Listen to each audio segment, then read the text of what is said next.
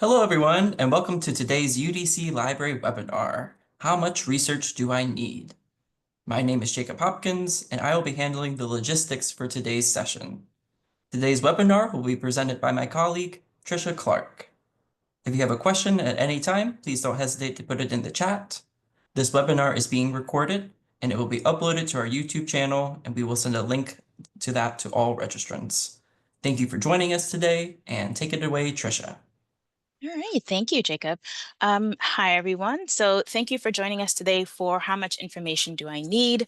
This is a pretty interesting question, and we're going to talk about this in more detail, but it's often a question that students ask their professors and even librarians who are helping them with research. So we're happy to talk about this today. So I'm going to give you a quick overview of what I'm going to address. First things first is we are going to talk about the scope of the assignment and what that means. So considering the scope of the assignment, I'm going to talk about some tips for searching for sources, specifically with the goal of determining how much sources or evidence or resources is enough for your assignment. And then I'm going to talk briefly, very briefly, about the research and writing process and why keeping that in mind is going to be really useful here for you. All right, so you have probably heard us librarians talk a lot about the research process, especially the fact that it's an iterative process, and that involves doing some research and then some more research and even more research, essentially with the goal of improving your findings or finding additional sources, better sources in some cases, maybe even shifting your research questions or your assignment, your topic altogether. But how do you know how much research is enough? Right? So the main thing I tell students is to consider the scope of your research assignment. No matter what topic you choose to research, there are going to be limitations to how much information you can find and report back. And that is connected to a few things that I would like you to consider. So one of the first things to consider, which is part of your limitation, is to think about the time frame of your assignment. Research can be a time-consuming process, and you may only have a few weeks to find what you need to accomplish, especially if you're, maybe a shortened semester, or in many cases, you have multiple assignments, right? It's not just one long research project, but you have maybe 2 or 3 major papers within the semester. So time is of the essence. So keeping your time frame that you have access to in mind is really going to be helpful. Your best bet is to focus on finding what you can within a time frame that you have. And I think it goes without saying that you should really try to give yourself as much time as you possibly can to actually conduct the research, because that actually takes a bit more time than the actual writing, generally speaking, right? Research may take you um, weeks, depending on the research project, maybe even months. The writing process is going to be generally a bit more shorter than that. The other thing to keep in mind is the assignment requirements. So how many sources are required by your professor? That's sort of the first place to start, right? Some professors will specifically outline in your assignment prompt or, describing the actual assignment, how many sources they want you to find, right, to use for your actual assignment. And they may even be more specific in request certain kinds of sources, certain kinds of evidence, right? So scholarly sources, or maybe they're a bit more open-ended, they give you a range of sources, but keeping in mind the assignment requirements is really going to be useful here.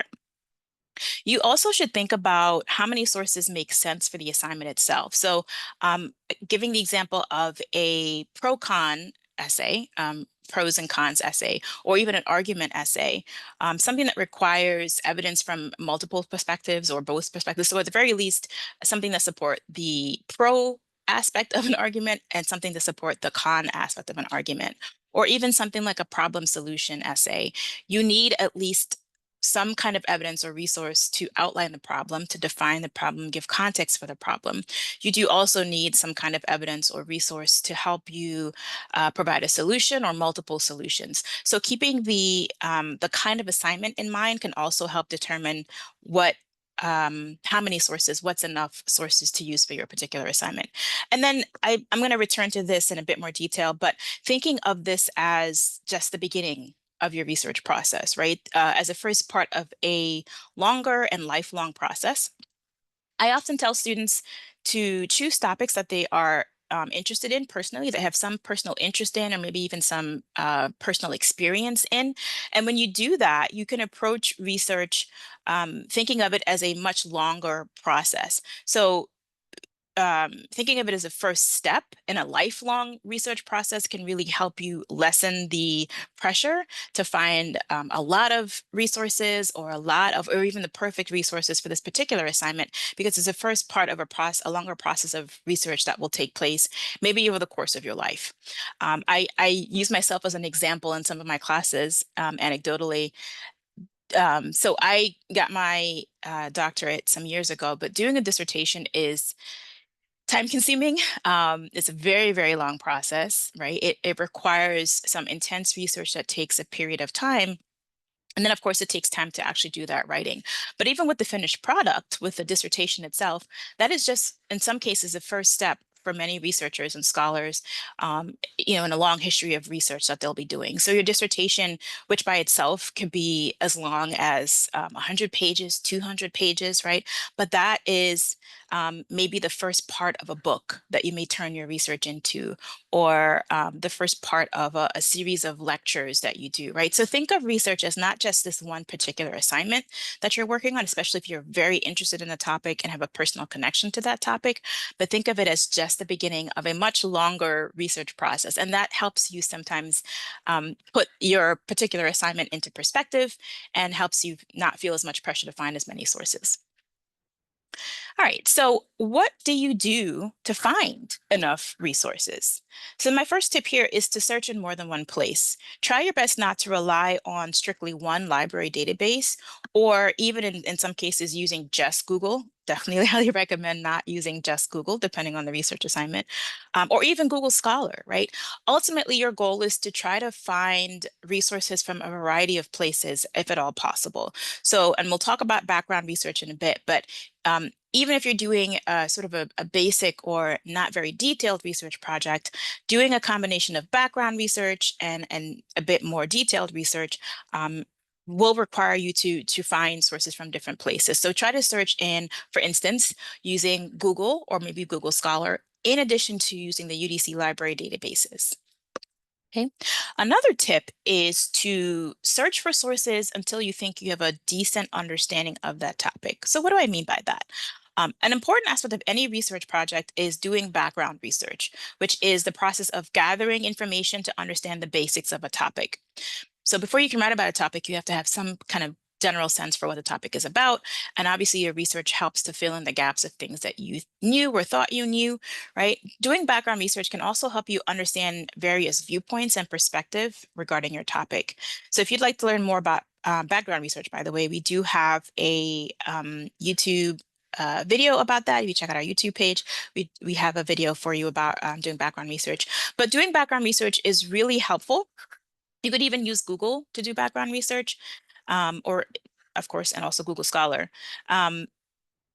But it can be helpful to use Google to do background research initially, as well as resources that we have at UDC, such as Credo Reference and Encyclopedia Britannica, which are both reference databases. So if you're looking for things like definitions of concepts or ideas, if you're looking for biographical information about a particular important person or an author, political figure, using reference databases can be really helpful to set that foundation, to give you a context, to give the reader a context for the particular topic that you're researching before delving into finding a solution to a problem, for instance, or stating an issue in your paper. I also recommend using databases like Opposing Viewpoints and Context. So even if you are not writing an argument essay, if your research project doesn't necessarily require you to pick a stance, it is helpful to get a broad view of people's perspective, of various people's perspectives on a particular topic. So we have a database called Opposing Viewpoints and Context, which can be really helpful for that. What it helps you with is to demonstrate people's different, so the name, opposing viewpoints and context. So in many cases, you'll find topics that are debatable, topics that people have varying perspectives or beliefs on, and being able to read those varying perspectives or beliefs can be really helpful for you to understand the larger scope or the larger conversation that you're entering into. All right, and then another tip is to find at least the minimum required resources for your assignment. So for the purposes of your assignment, you want to make sure you adhere to obviously the requirements. So again, your professor has required you to have at least 2 sources or at least 3 sources, and very specific kinds of sources in some cases, right? So keep that in mind. So you want to find at least the minimum amount of required sources. It is easier, though, I will say, it is easier to discard research, to discard sources, than to try to find new ones. So it's helpful to find more than you need in the very beginning. So try doubling or even tripling the amount of sources required, because ultimately you're not going to use all of the ones that you find. And in some cases, you'll only use certain parts or certain aspect of sources that you find. So the more that you find in the beginning, even if there's a required amount, if you find more than that, then you have you're able to choose the best of those sources to serve your particular purpose.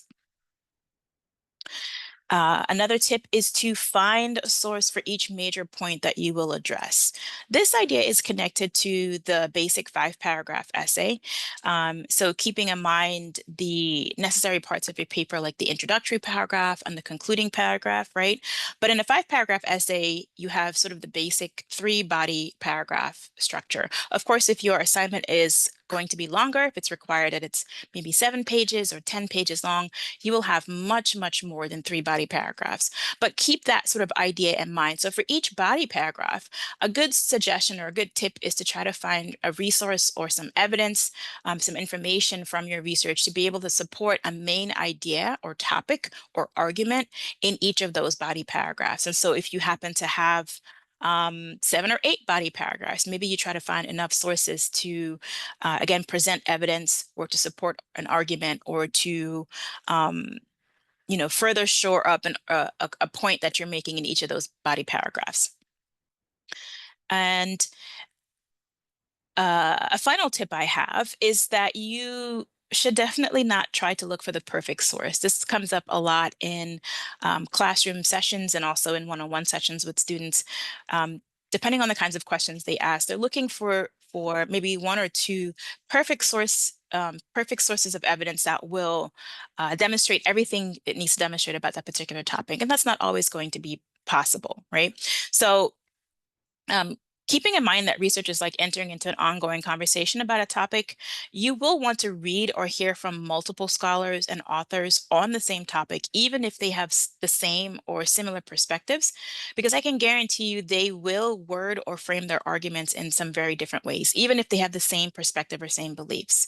And that can be really helpful because that can sometimes shift your perspective on something too. I think the beauty of research is that each individual brings with them a unique background and a set of experiences that ultimately determine how they explain or support or oppose certain ideas. So it's always a good idea to seek out the perspectives of multiple people, multiple scholars, multiple authors, multiple researchers. So rather than trying to find that one perfect source, try to find sources that address even just one aspect of your research topic. And to give you an example of that, if you're interested in researching the effects of climate change on island nations, for instance, right, you probably won't find a source that covers all kinds of island nations because there are a variety of different kinds of island nations out there. So instead, one source may describe the environmental effects on an island in the Caribbean, for instance, but another source might describe the economic repercussions of climate change in one of the islands off the coast of Indonesia, right, that make up the island, the country, the nation of Indonesia. So you'll notice that as you do more and more research, some resources will have incredibly detailed information on one particular aspect of your topic. So they may focus solely on climate change effects on one island within the Caribbean. There are some articles and some books that do that, that hone in on one very specific thing.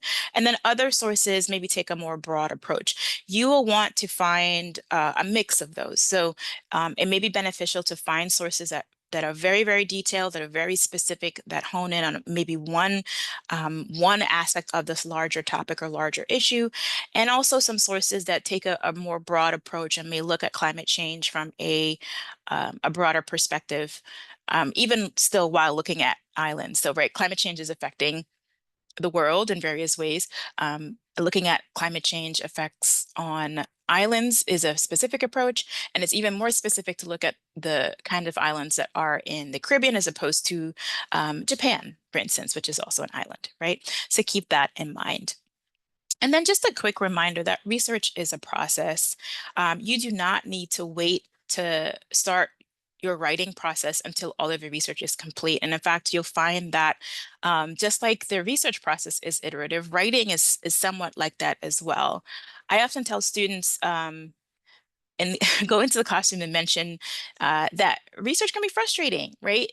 It's not limited to just students in a classroom. I think research can be a frustrating process, no matter what stage of research you're in. It is iterative. It is going to be not straightforward. You will often find yourself coming back to the beginning, shifting your search words and key terms. In some cases, maybe even shifting your entire research question or your topic altogether, right? But that is all of that is part of that research process. And so you have to keep in mind that writing is also a similar process. The best writers will tell you that there isn't a magical point at which a draft of writing feels great. Um, there isn't really a perfect draft, right? Just a point at which you can't edit or tinker anymore. And a lot of that is driven by something like a publishing deadline, right? So sometimes necessity determines when you need to move on to the next step in a process. You can start writing even if you haven't found all of the sources that you need, and then just make adjustments and changes as you go along. As you write, you may even discover that there are research gaps, and you could that those gaps can lead you to additional research directions and sort of, you know, add to that process or sort of begin that process all over again. So the best advice I can give is to give yourself grace, expect some frustration, and if this is a topic that you are increasingly interested in, again, returning to my original point, think of this as the first part of a longer or a lifelong research process. So you don't necessarily need to find absolutely everything you can about this topic for the assignment, for this particular assignment, because again, you have some limitations, including time, right? Which is a pretty important aspect of your research process. And if you would like more information about um, thinking about how much information, how much research do I need, we do have a blog, and hopefully you are seeing that, that was recently published that does go into this in a little bit more detail by our outreach librarian Megan Kowalski on our website. So we have a YouTube channel. We of course have our blog as well. So if you are interested in finding out more about this particular topic, please feel free to visit our blog. And with that, I will ask if there are any questions.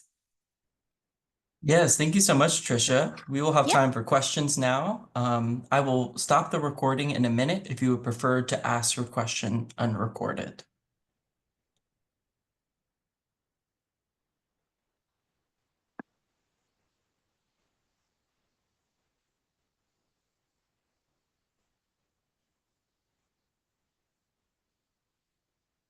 And of course, if you have questions that pop up after our webinar has ended, you can always feel free to come to our website.